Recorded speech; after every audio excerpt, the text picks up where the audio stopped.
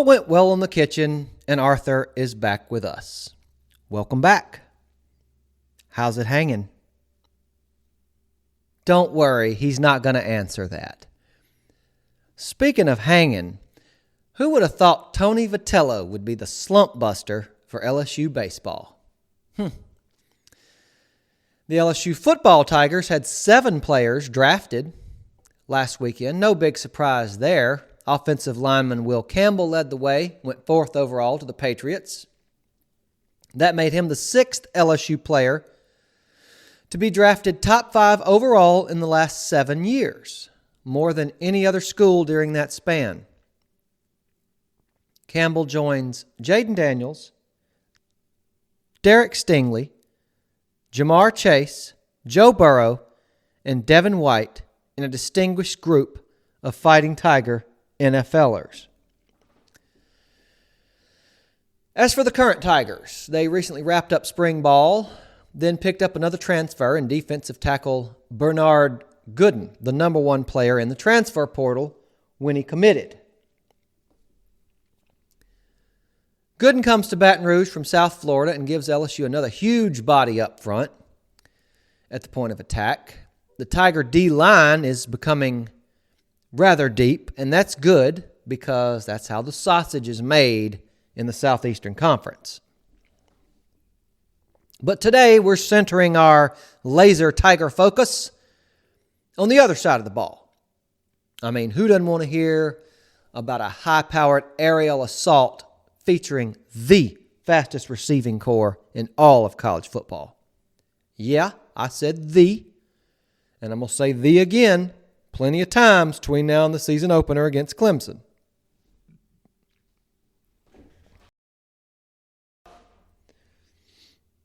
The 2025 LSU offense will be commandeered by the senior quarterback, Garrett Nussmeier. There will be a lot of new faces on the offensive side of the ball, particularly up front. So today, we take a closer look and we formulated some questions. The biggest offseason questions for the LSU offense in 2025.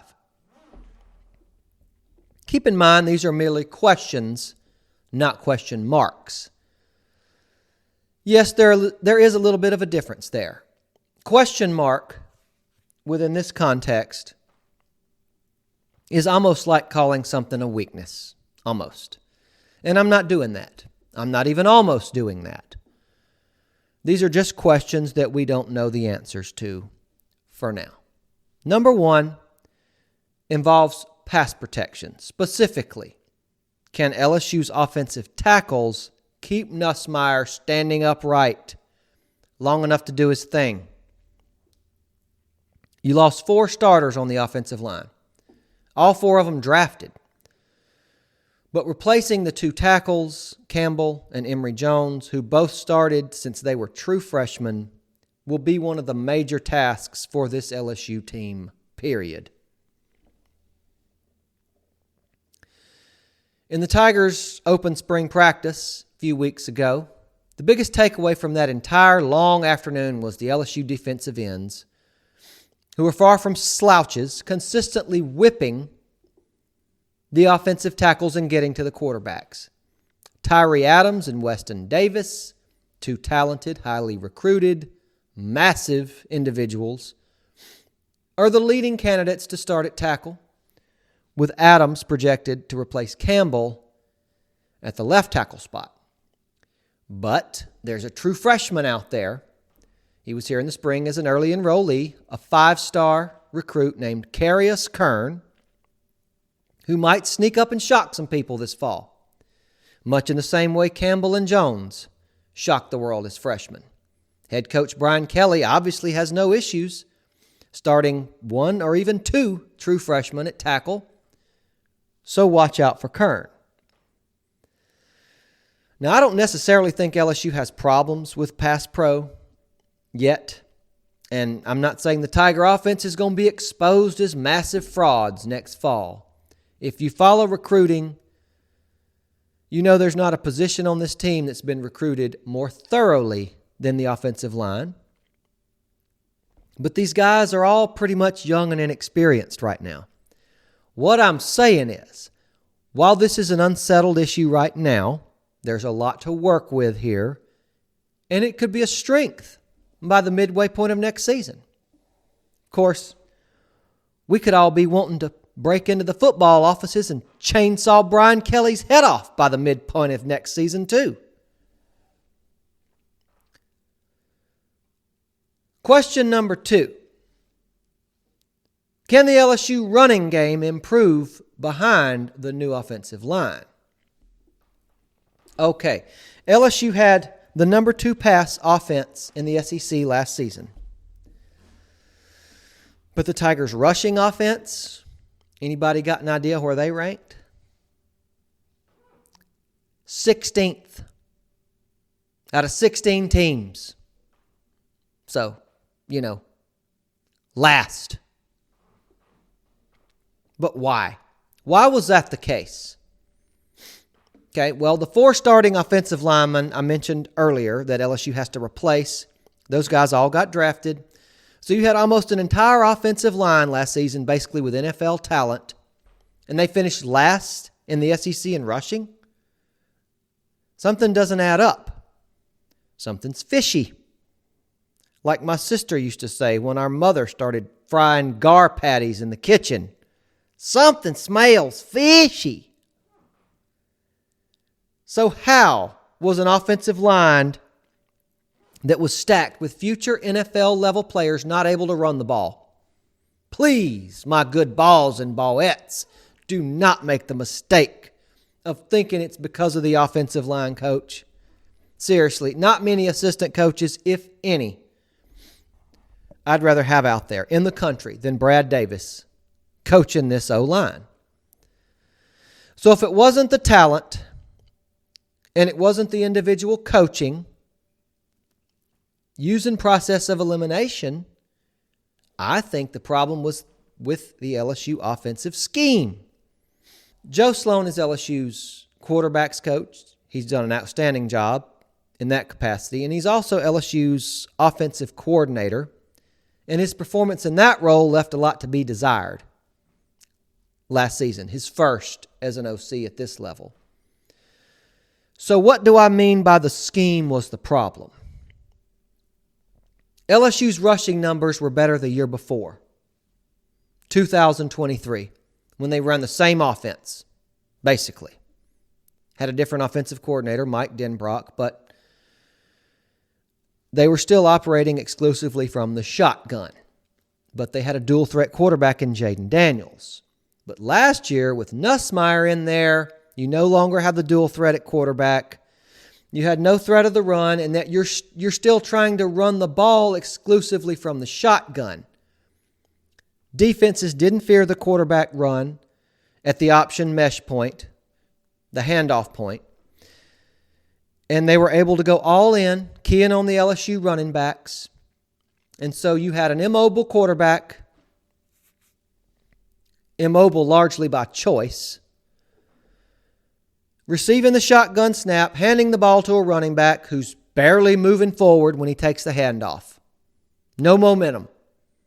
And the defensive ends don't respect the quarterback as a threat to run. Feels like we've already lost here, huh? Things improved a good deal, actually, when Caden Durham emerged as LSU's running back with his amazing vision and outstanding balance. But the Tigers still finished last in the SEC in rushing. And that's obviously not good enough. So maybe, just maybe, somebody, Brian Kelly, will say, or maybe already has said, you know what, maybe it's not such a good idea to do the exact same thing again this year we did last year with the exact same quarterback. Let's tweak this thing because it would be incredibly stupid not to. Again, I'm no film analyst, but it seems LSU needs to allow for more running plays with Nuss under center. Of course, you can't run the ball only from under center because then you'll be too predictable.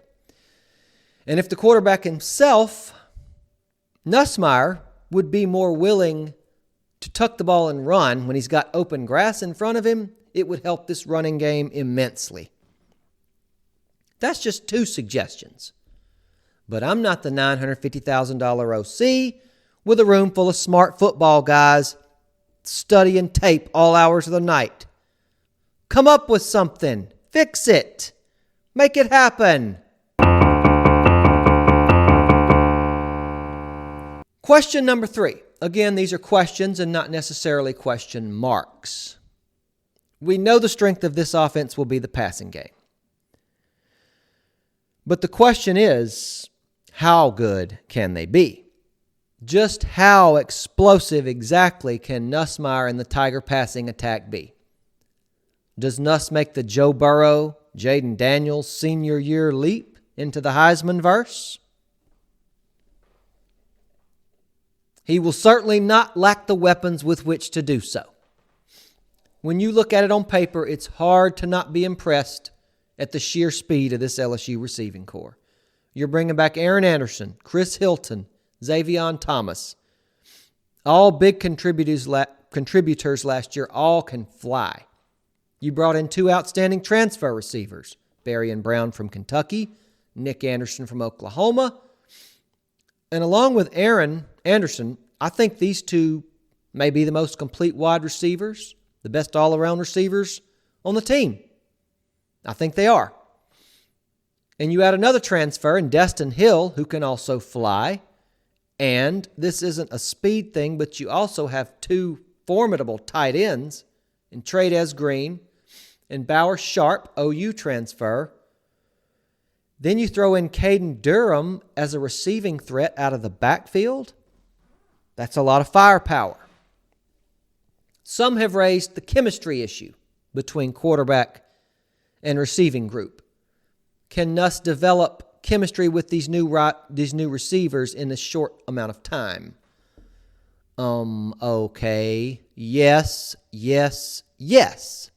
He's already got chemistry with most of them. It's just the transfers that would be behind. I just don't see this as an issue. I'm certain there will be extensive off-season throwing sessions, and Nuss himself will facilitate them if he hasn't already. And everybody will learn each other and get to know each other just fine and dandy. Kumbaya, kumbaya. So yeah, should be at least a fun season. LSU will threaten defenses vertically, horizontally, 6 ways from Tuesday, with explosive skilled players and a very confident quarterback who is, by all accounts, determined to leave a legacy here at Louisiana State University. Whether or not that Tiger quarterback's teammates can protect him and whether or not his teammates can run the ball effectively remains to be seen. Please like and subscribe on YouTube, follow us on X, and visit us at BayouFootball.com. For Arthur, the Bayou Party Dog, I'm Ruddy Rutledge. He is a real good boy, and this is some Bayou football.